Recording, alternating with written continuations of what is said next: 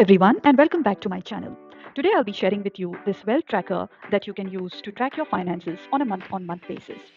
Now, in order to do that, I have created this Excel sheet that will allow you to track your finances.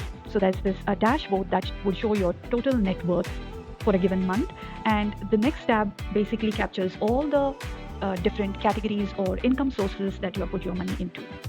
So let's get started with the few steps that you need to take care of. So first is identifying this month that you're investing for. So in this instance, let's capture the data for the current month. So just write down the month that you're capturing this data for.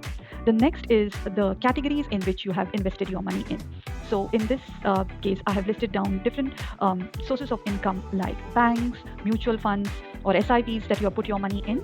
It could also be something like life insurance or stocks or funds that you have put your money in. If you do any kind of trading, stocks trading, then jot that down as well. The next is real estate. So that could be any investments in property or land. So that also forms a key part of your net worth. Similarly, you can also capture any investments that you would have done in physical or virtual gold. So that's also one of the key categories.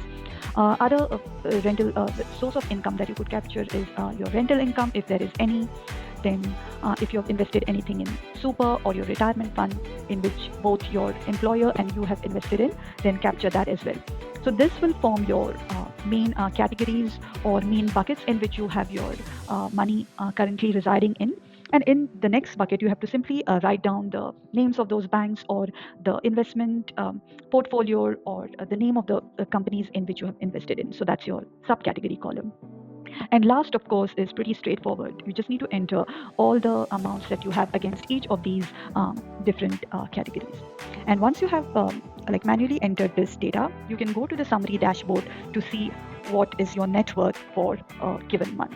So this basically captures your net worth for a particular month, and you can always do and keep on incrementing or updating this for future months. So all you need to do in that instance is copy all these rows for the existing month and just paste them down in the next few rows. And the only thing that you do need to update is this month. So that would be your next month. And remember to update it for all the rows. So that's your July month. And of course, just update all these amounts based on what it is. So let's say in this instance, we're just increasing this to 11K and go back to your dashboard, and you should have the July data updated with the new amounts that you have entered. So that's how you can keep on tracking your growth or your net worth increase on a month-on-month basis simply by using this tracker. I hope this video was useful for you. If you did like this video, please remember to hit that like and subscribe button, and I will see you next time.